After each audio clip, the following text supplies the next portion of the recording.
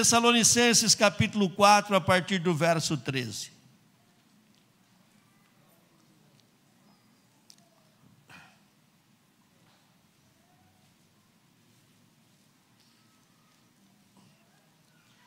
Não quero, porém, irmãos, que sejais ignorantes acerca dos que já dormem, para que não vos entristeçais como os demais, que não têm esperança.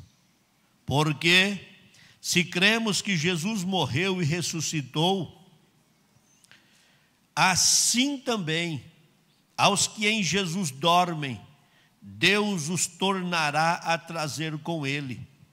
Dizemo-vos, pois, isto pela palavra do Senhor, que nós, os que ficarmos vivos para a vinda do Senhor, não precederemos os que dormem, porque o mesmo Senhor descerá do céu com alarido, com a voz de arcanjo, com a trombeta de Deus, e os que morrerem em Cristo ressuscitarão primeiro.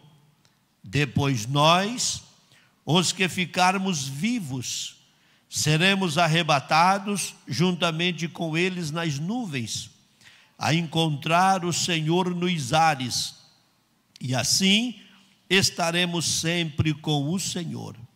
Portanto, consolai-vos uns aos outros com estas palavras. Amém. Eu logo imagino que ler esse texto tem crente que fica preocupado, né? Pastor, isso aí não é leitura para ler em velório? Sempre lê, né? Porque aqui fala de algo que nos cultos de velório são sempre lembrados. Trazer uma palavra de esperança para aqueles que choram a morte do seu ente querido, relacionado à ressurreição. Mas esse texto, que fiz questão de ler todo, do capítulo, versículo 13 até o 18, ele por si só nos ensina inúmeras lições. É impressionante como ler esse texto e não ser tocado pela orientação divina pode trazer para a gente uma surpresa desagradável, porque por si só o texto nos mostra lindas verdades. E eu gostaria de compartilhar com os irmãos esse tempo tão precioso desta noite, sobre esta questão que envolve o arrebatamento. Confesso aos irmãos que a proximidade do final do ano, a entrada do novo ano, trouxe ao meu coração duas preocupações. E a primeira delas é exatamente a questão que envolve o arrebatamento. Nós vamos precisar falar mais sobre o arrebatamento, cantar mais sobre o arrebatamento, anunciar mais o arrebatamento. Não podemos perder esse foco. Esse é o foco que a igreja tem: alcançar um dia a bem-aventurada esperança de chegar nos céus e viver com Jesus.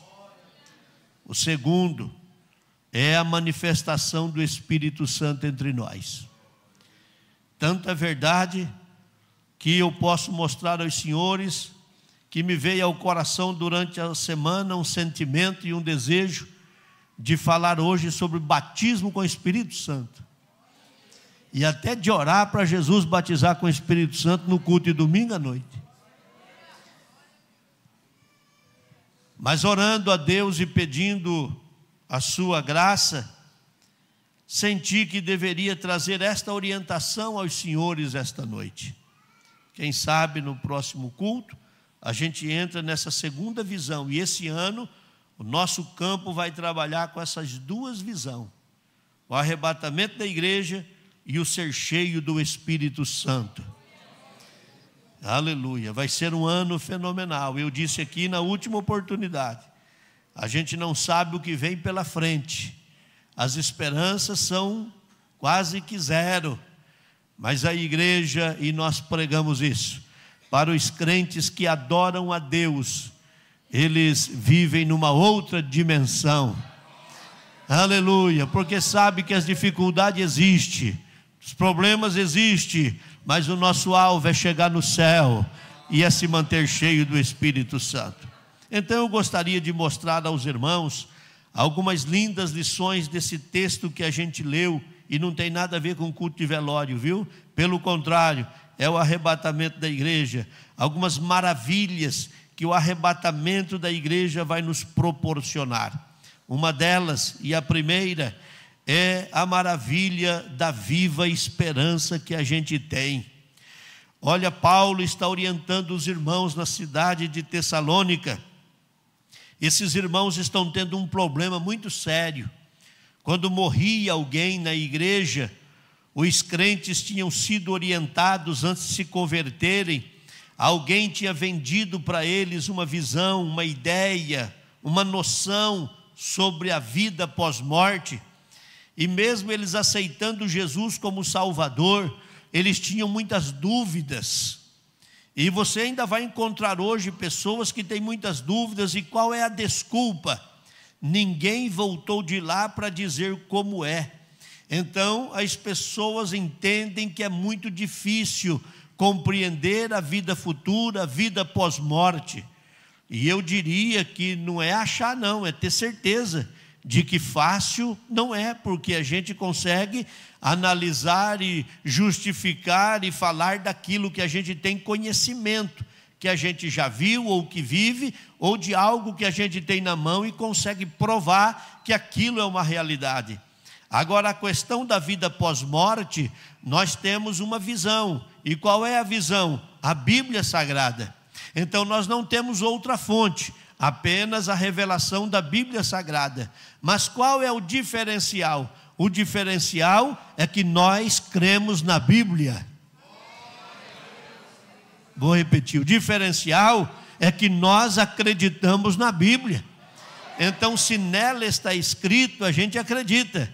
E o que eu li aqui, por si só, já tira muitas dúvidas nossas. Então, Paulo está tratando uma igreja que foi afetada por ensinos errôneos quanto ao destino daqueles que morriam.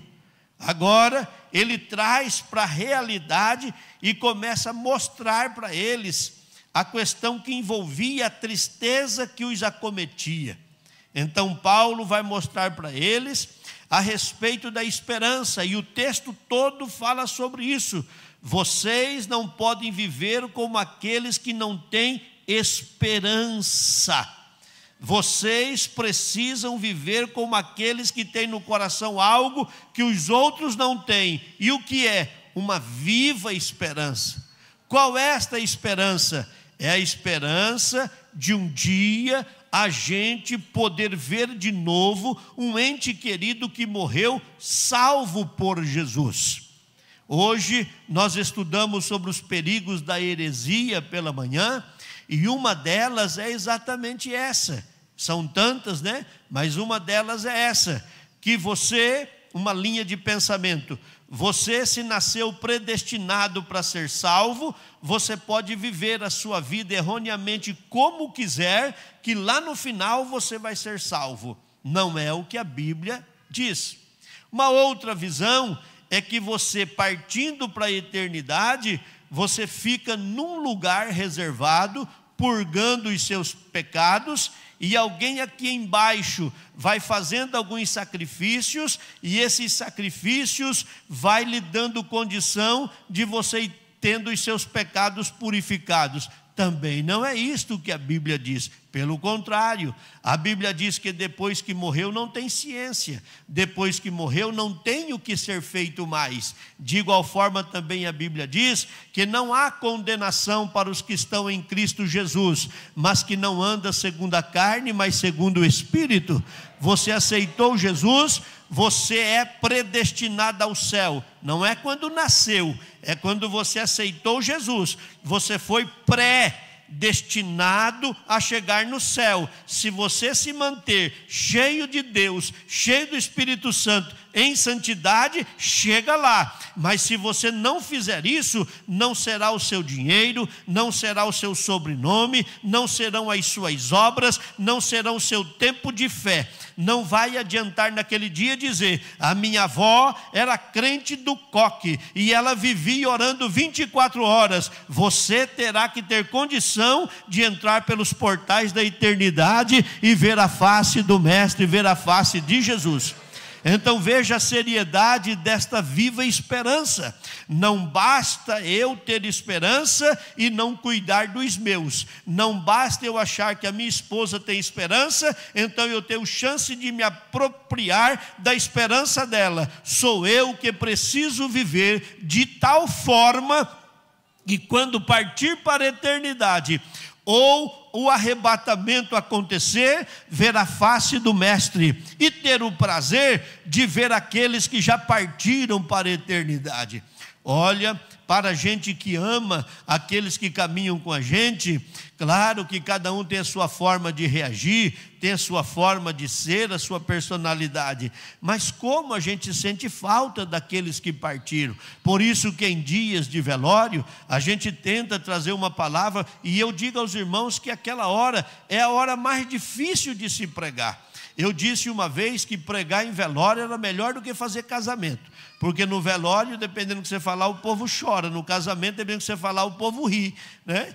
Mas depois eu mudei o meu conceito. Não é fácil, porque você vai tentar falar de algo que aquele povo que está chorando não tem muita expectativa de que aquilo é real. Não é que não acredita, é que é dolorido. Talvez um abraço, talvez um afago vai fazer mais efeito do que muitas palavras, porque de fato quem ama vai sentir a falta de quem partiu para a eternidade. Mas o crente lê a Bíblia, o crente crê na Bíblia, o crente lê a Bíblia, o crente crê na Bíblia, e na Bíblia está escrito que haverá um dia em que vai soar a trombeta no céu. Nós vamos passar por isso aqui. Ao soar a trombeta, os mortos em Cristo, eles descerão o seu espírito, achará o seu corpo e vai ressuscitar e vai ser transformado para que a gente seja arrebatado junto com eles. Bom, vamos tratar isso aqui, porque eu penso que Deus, para fazer mudar o pensamento da mensagem de hoje, é porque Ele desejava falar a algum coração aqui esta noite, e eu quero ser muito fiel à orientação do Espírito Santo. Como funciona essa viva esperança, pastor? Bom, todos nós nascemos e carregamos uma única certeza. Qual é a única certeza que a gente tem? Nós vamos morrer. Não, pastor, eu não vou morrer. Ok. Deus te abençoe. É bom a gente ter esperança. É bom a gente acreditar. Mas é tão sério isso, e é tão impactante. Eu não sei se essas coisas mexem com vocês, mas comigo mexe. Porque a gente vive cada momento já imaginando que daqui a pouco ele não vai existir mais, ou não. Vai chegar um dia, vou voltar a dizer o que eu digo sempre, em que alguém vai dizer: nossa, encontrei ele no mercado hoje, era a última vez. Nossa, mas estava no culto, foi a última vez. Nossa, mas olha, ontem nós se falamos, olha aqui a mensagem que ele mandou, mas foi a última vez. Isso vem acontecendo constantemente, a gente é que não percebe. Todavia, um dia vai acontecer com a gente. Um dia isso vai acontecer conosco, e nós seremos surpreendidos. Por quê? Porque se alguém não cuidar do corpo que vai ficar aqui, esse corpo vai criar problemas. Então vai ter que ter alguém que cuide, né? Vai a igreja, vai ser comunicada, vai ter um culto e vai ser sepultado. Até aí tudo bem. Isso acontece constantemente. Olha, na véspera do ano novo, nós terminamos aqui o culto, e os irmãos foram cada um para casa, feliz ano novo, e nós fomos num velório. Nós fomos ainda lá com a família, levar o nosso abraço à família, que no ano novo estava velando uma irmã que havia partido para a eternidade. Não escolhe dia, não escolhe hora. Não respeita dia de Natal, dia de aniversário, dia de ano novo, domingo, dia de congresso. Não respeita nada. Chegou a hora de partir, você vai deitar e vai fechar os olhos. Até aí tudo bem.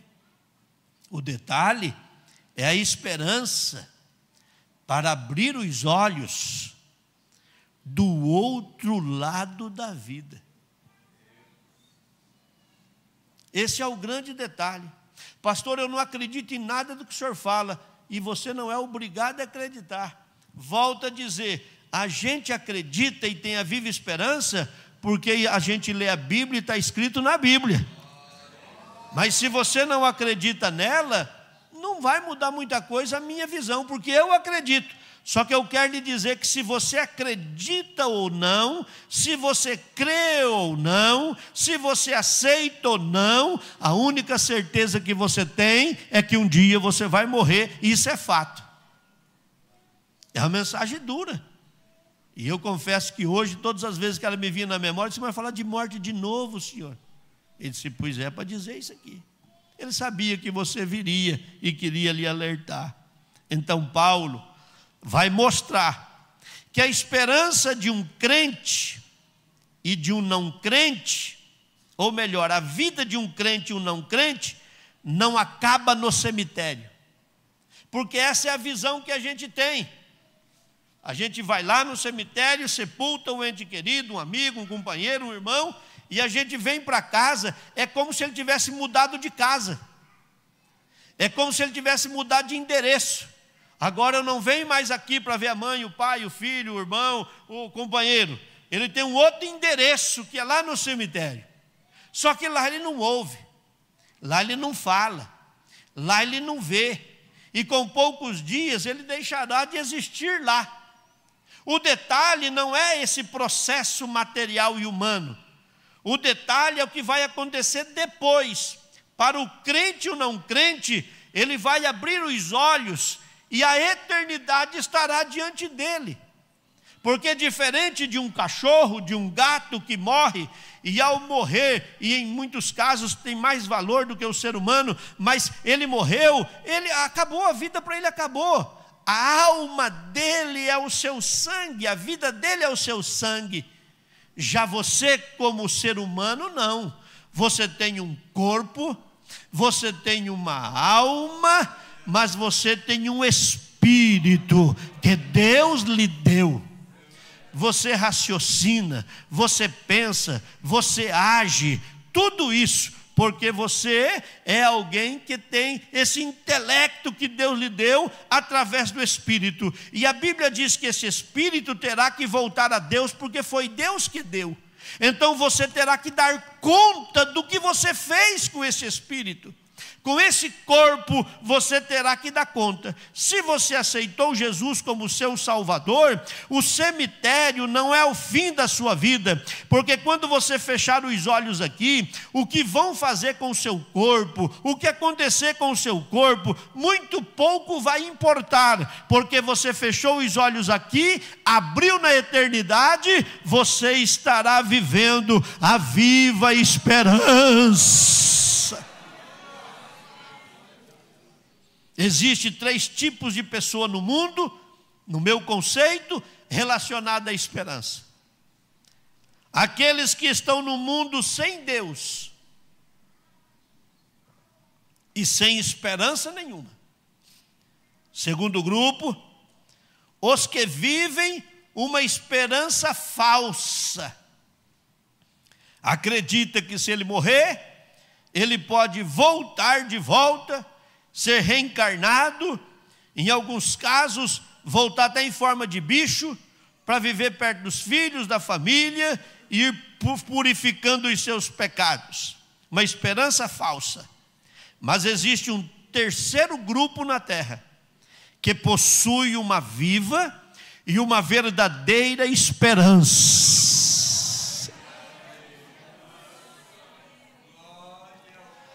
A igreja é a igreja porque tem dentro dela um povo esperançoso. Olha o que diz Romanos 8, 24 e 25.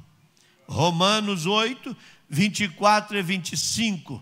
Porque, olha só se a igreja não é a igreja da esperança. Porque em esperança somos salvos.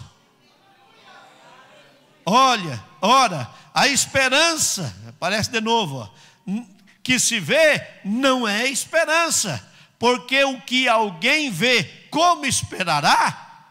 Mas, se esperamos o que não vemos, com paciência esperamos. Oh, aleluia!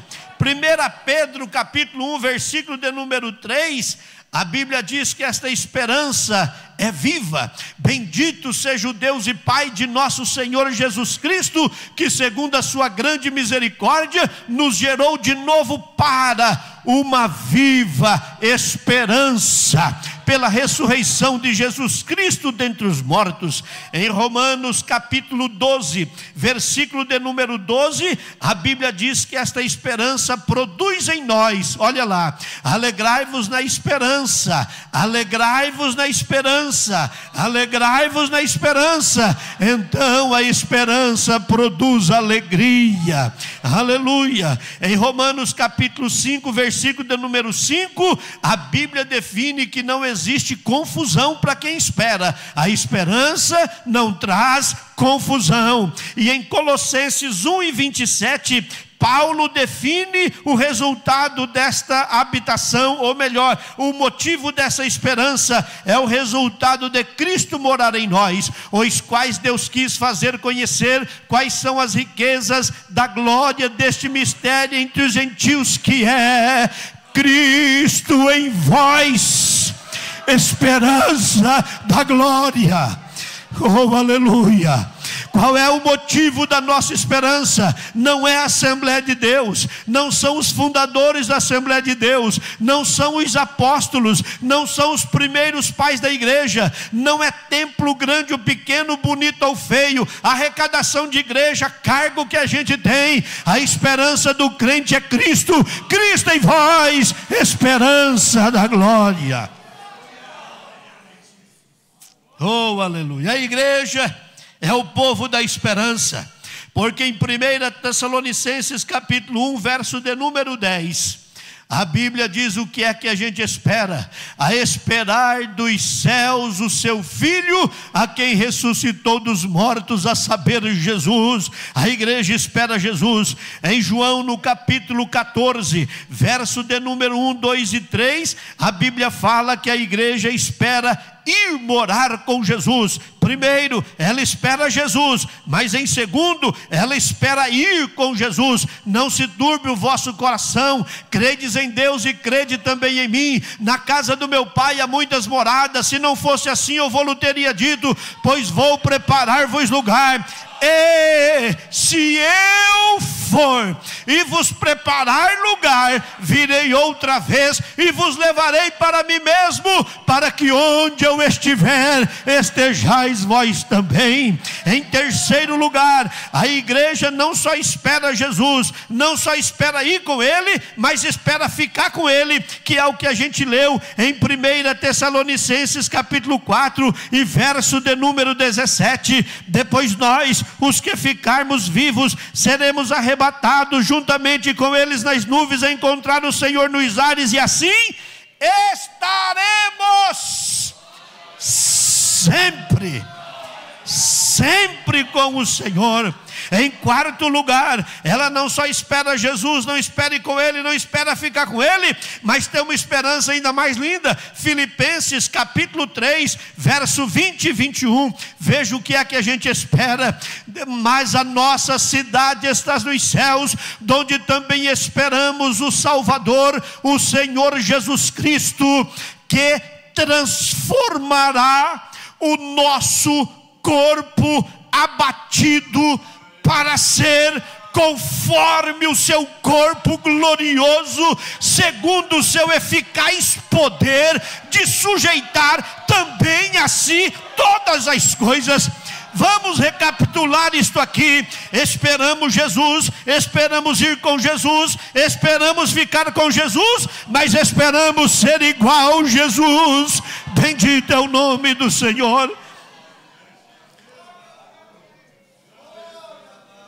A segunda maravilha do arrebatamento é que terá a maravilha da ressurreição.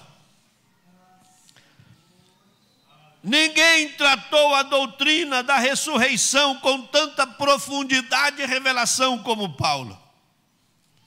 Toda vez que falou de ressurreição, Paulo ligava ela à ressurreição de Cristo.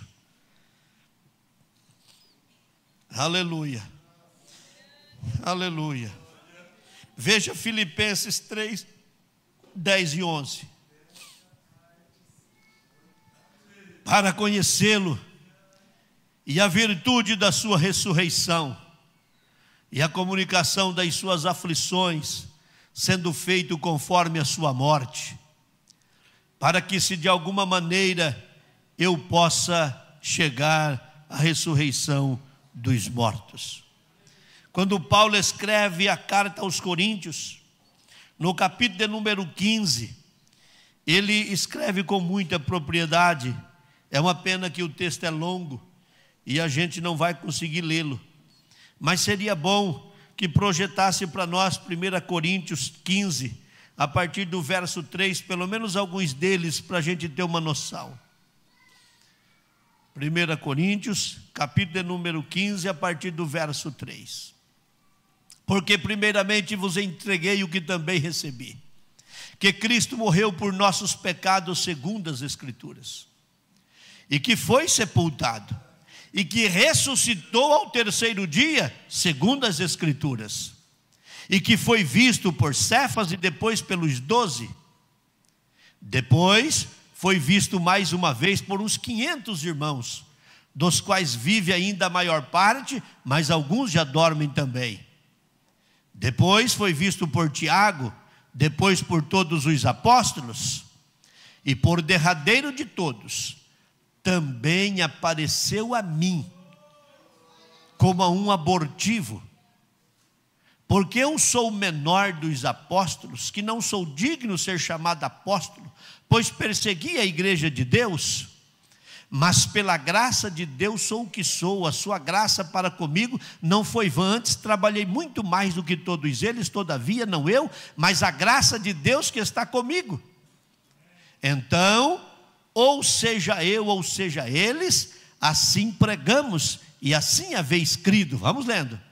Ora, se prega que Cristo ressuscitou dos mortos, como dizem alguns, dentre vós que não há ressurreição de mortos, e se não há ressurreição de mortos, também Cristo não ressuscitou. E se Cristo não ressuscitou, logo é vã nossa pregação e também é vã nossa fé. Assim somos também considerados como falsas testemunhas de Deus, pois testificamos de Deus que ressuscitou a Cristo, ao qual, porém, não ressuscitou, se na verdade os mortos não ressuscitam. Porque se os mortos não ressuscitam, também Cristo não ressuscitou. E se Cristo não ressuscitou, é vã a vossa fé, e ainda permaneceis nos vossos pecados. E também os que dormiram em Cristo estão perdidos.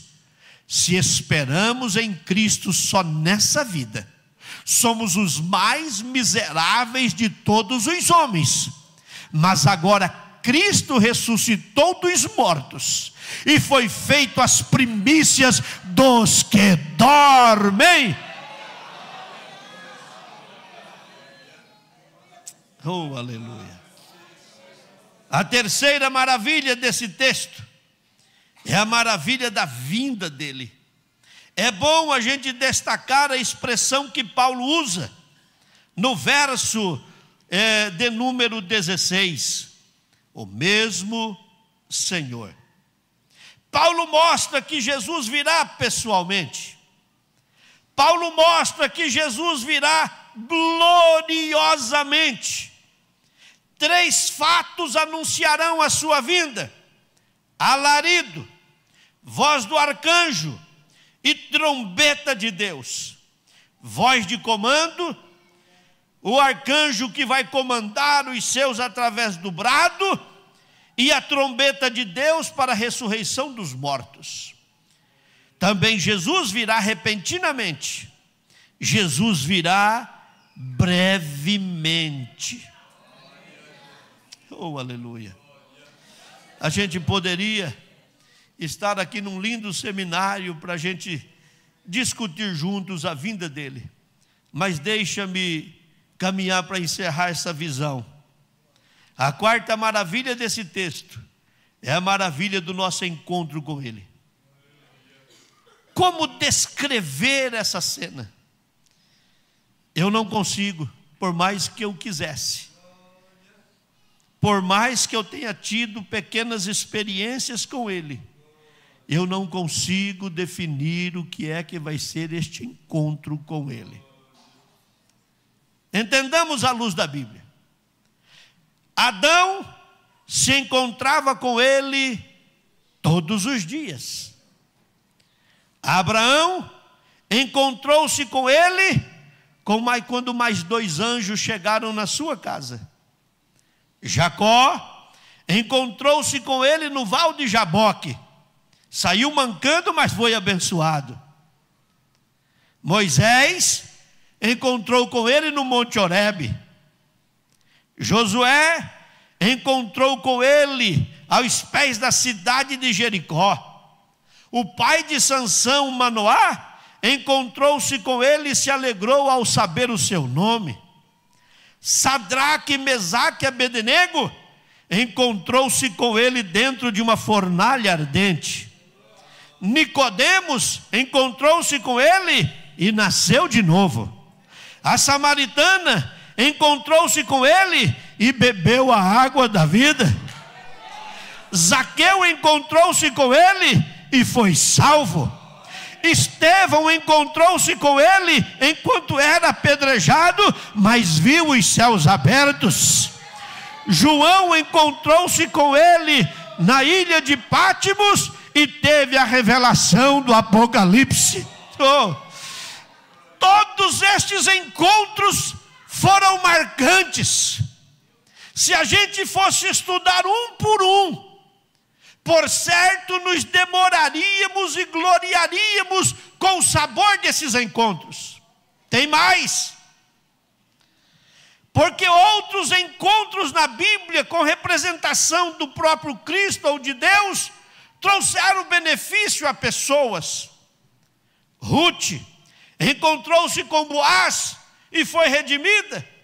A Sulamita encontrou-se com Salomão e foi por ele amada.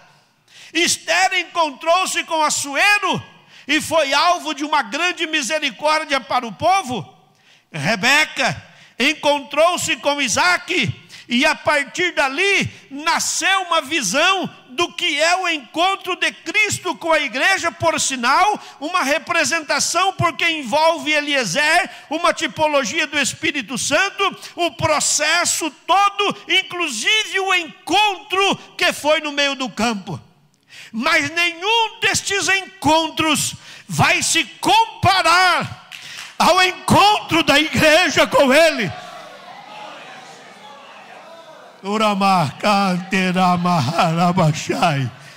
São lindos, são marcantes, são extraordinários, traz gozo para a nossa alma, mas nenhum se compara.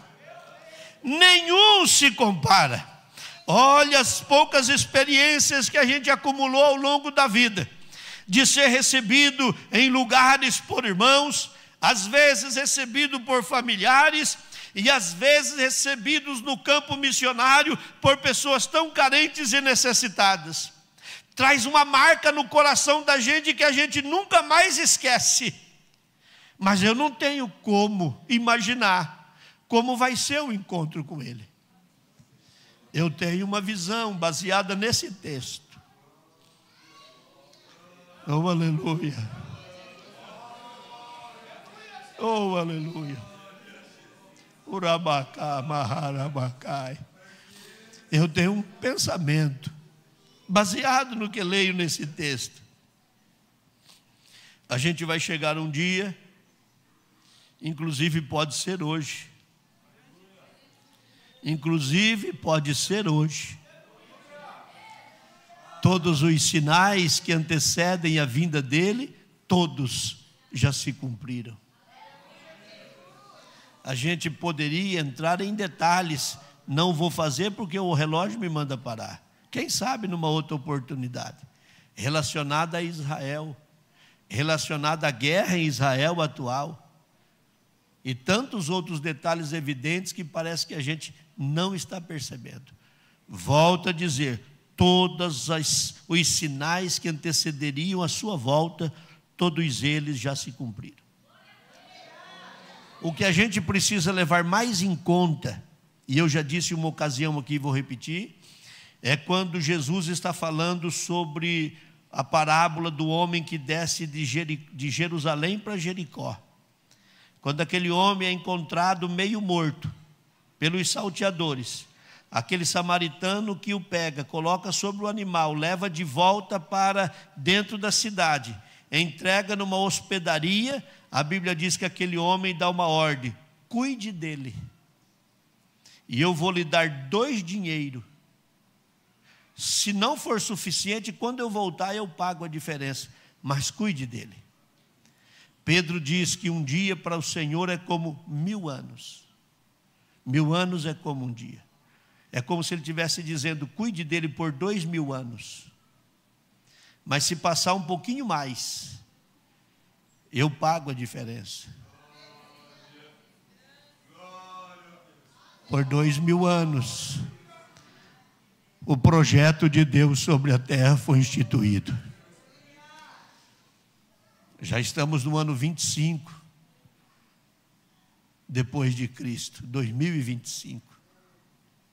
Passou-se um pouquinho dos 2000, mas Jesus disse: se passar, quando eu voltar, eu pago. Então se esperou Jesus até os 2000 anos, se esperou Jesus, com muita expectativa, aguardou a sua vinda. Ele não veio, mas isso não fez a gente perder a esperança. Alguns de nós ficou pelo meio do caminho, mas a igreja ainda está de pé. E sabe que tem dia que eu agradeço a Ele: Jesus, eu lhe agradeço por não ter voltado ontem. Pastor, que loucura é essa? O senhor não quer ir para o céu? É o maior desejo. Mas se Ele tivesse arrebatado a igreja ontem, você não estaria hoje aqui. E não teria a oportunidade que Ele está te dando de colocar sua vida no altar mais uma vez para ir se encontrar com Ele. Esse encontro vai ser nos ares. A partir desse encontro, a Bíblia define que estaremos para sempre com o Senhor, ou seja, não haverá separação mais. Eu vou repetir. Depois que a gente se encontrar com Ele, não haverá separação mais. A Bíblia diz assim: estaremos para sempre, para sempre, para sempre com o Senhor. Oh, bendita esperança! Esteja em pé, por gentileza.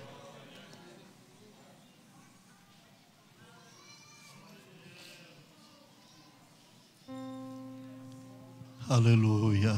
Feche os seus olhos e curve a sua fronte. Aleluia. Breve no céu, Jesus há de aparecer em gloriosa luz. Todos o hão de ver naquele dia. Então eu hei de receber de Cristo galardão. Oh, que prazer!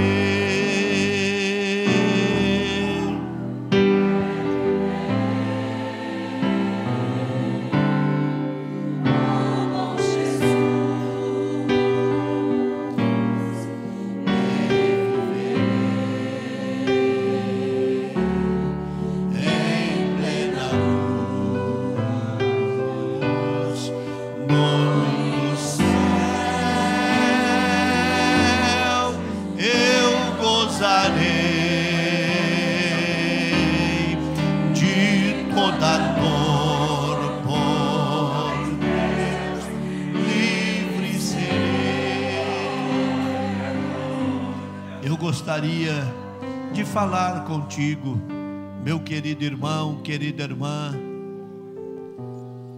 A pergunta que eu faço é essa: se hoje soar a trombeta nos céus e o arrebatamento acontecer ainda hoje, você está preparado para ir ao encontro de Cristo?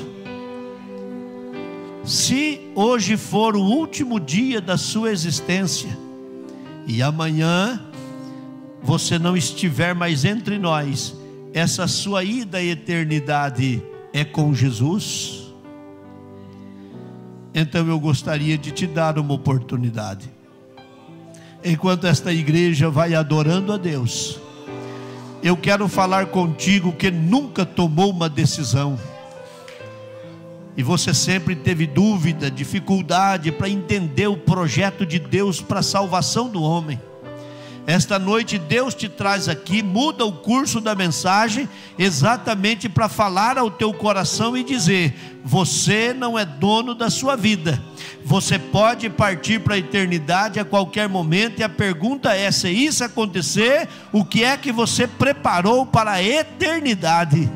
Então, enquanto a igreja adora, eu quero pedir para que você saia do seu lugar, você que nunca entregou a vida para Jesus, e saia do seu lugar e caminhe até aqui e venha dizer: Jesus, eu preciso aceitá-lo como meu Senhor e meu Salvador. O teu esposo não vai poder garantir o seu lugar nos céus, a tua esposa não pode garantir o seu lugar nos céus. Pode ser que um dia você acorde durante a noite e tenha o seu lugar vazio ao lado da cama, e vai procurar e não vai achar, mas daqui a pouco a internet toda estará virada num barulho só, dizendo: desapareceu um povo, desapareceu um povo, desapareceu um povo, desapareceu um povo. Aí possivelmente você vai correr para esse lugar de novo. É muito provável que você volte a esta igreja mais uma vez, mas chegando aqui você não vai ter mais a mesma graça, a mesma estrutura, o mesmo sentimento. Possivelmente alguém vai querer ligar esse som, alguém vai querer tocar o instrumento, alguém vai pegar o microfone para cantar um hino aqui, e esta casa se encherá de gente que não vai comportar o número de pessoas, e corre o risco de você estar entre eles e vir aqui dizendo: o meu marido, a minha esposa, os meus filhos. E aí é tarde demais. Esta noite, nesse dia 5 de janeiro de 2025, Jesus está dizendo: filho meu, dá-me o teu coração. Filho meu, dá-me o teu coração. Eu falo com alguém que está distanciado da casa do Pai. Você entrou aqui hoje, mas você tem convicção de que se Jesus arrebatar a igreja hoje, ou se você partir para a eternidade, você não tem possibilidade alguma de ir para a eternidade com Cristo, por causa da sua condição espiritual. Jesus está te chamando agora, dizendo: filho, volta para casa. Filha, volta para casa. E eu quero falar contigo. Olha, você tem menos de 1 minuto para sair do seu lugar e correr aqui. Levante o seu pé do chão e caminhe. Você que nunca entregou a vida a Cristo, e você que está distanciado da casa do Pai, Jesus está te chamando esta noite. Jesus está te chamando esta noite. Eu digo aos senhores, pela experiência que tenho e a sensibilidade com a voz do Espírito Santo, que Ele tem conhecimento que você está dentro desta casa hoje. Por isso toda a estrutura do culto foi moldada para você compreender o quanto Ele te ama e o quanto Ele deseja ter você aqui. Vou perguntar então pela última vez: você será responsável por sua vida a partir de agora, porque deixar Jesus ou negar Jesus é ter coragem de, naquele dia do grande trono, dizer a Ele: eu não lhe quis, eu tive a oportunidade, mas eu te rejeitei. Jesus hoje te dá a oportunidade de correr aos seus pés. aonde está você, porque se Ele fala é porque Ele conhece o seu coração. Então, pela última vez, eu estou lhe convidando para você dar um passo para viver a eternidade com Cristo. Imagine o que é isso, viver a eternidade com Cristo.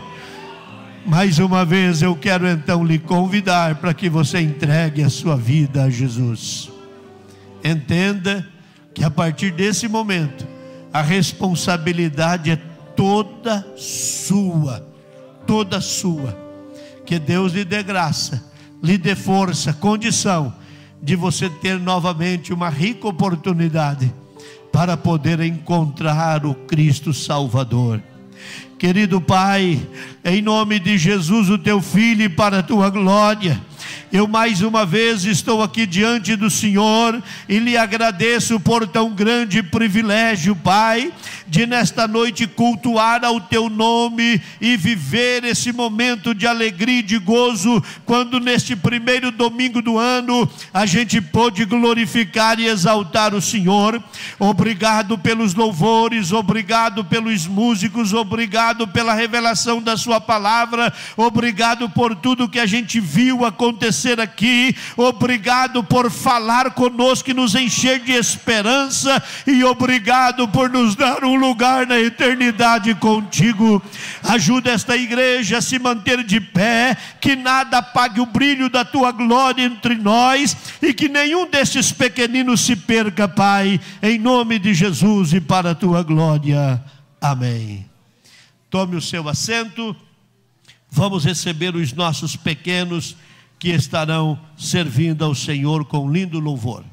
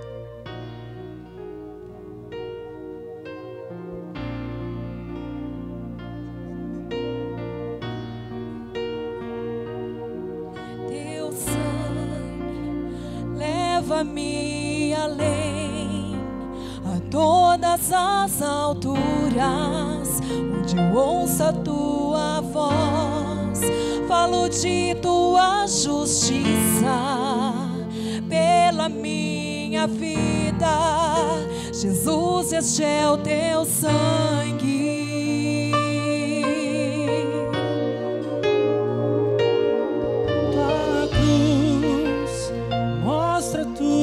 Graça, fala do amor do Pai, que prepara para nós um caminho para Ele, onde posso me achegar somente pelo sangue.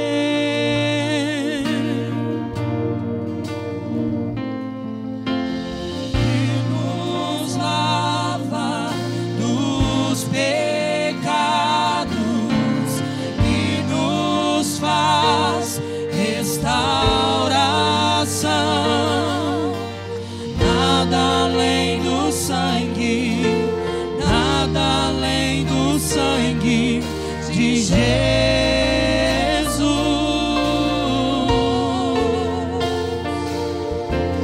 que nos faz brancos como a neve, aceitos como amigos de Deus.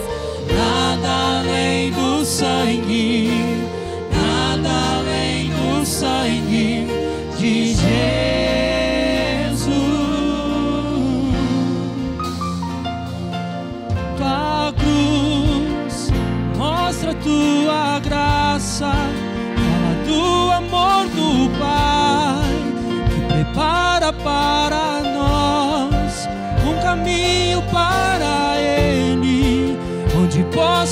a chegar somente pelo sangue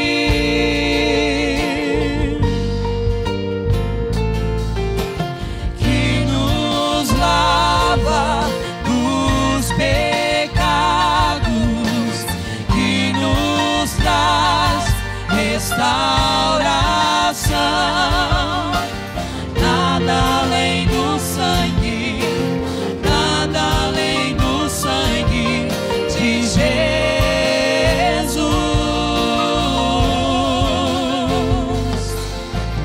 que nos faz brancos como a neve, aceitos como amigos de Deus. Nada além do sangue, nada além do sangue de Jesus.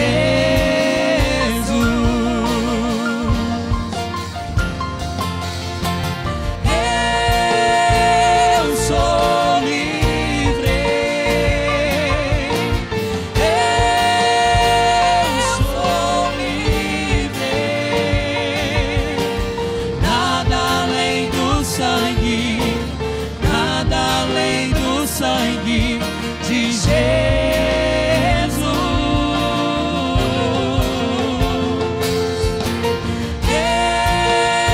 Eu sou livre, eu sou livre.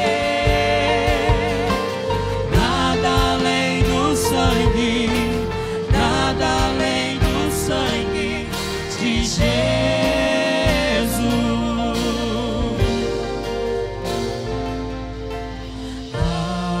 Alvo mais que a neve,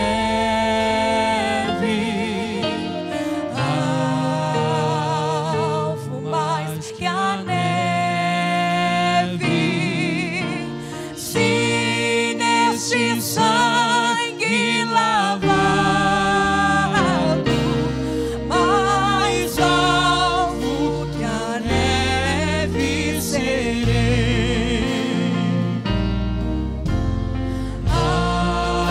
Alvo mais que a neve,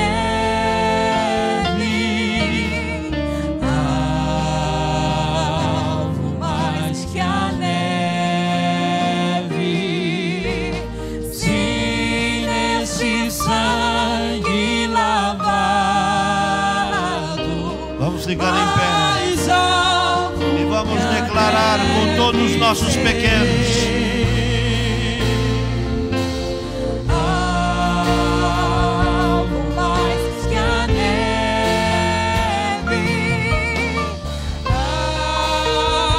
alvo mais que a neve,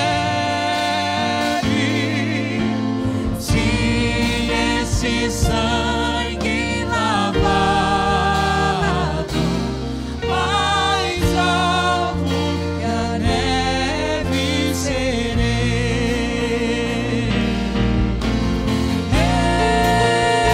Eu sou livre, eu sou livre. Nada além do sangue, nada além do sangue de Jesus.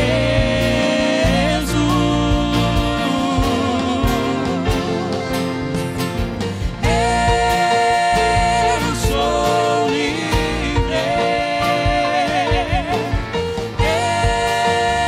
eu sou livre. Nada além do sangue, nada além do sangue de Jesus.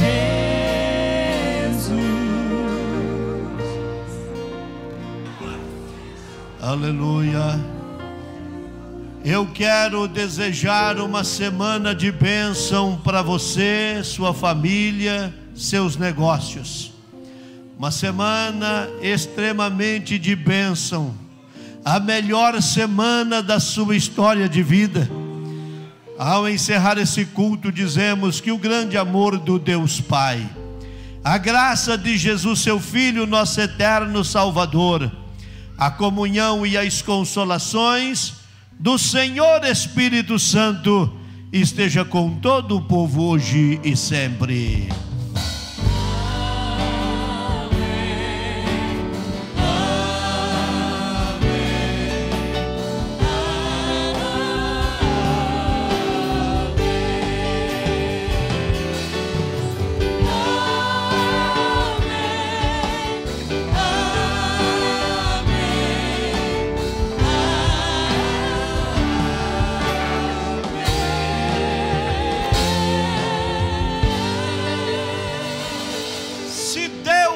Por nós, ninguém. Deus os abençoe em nome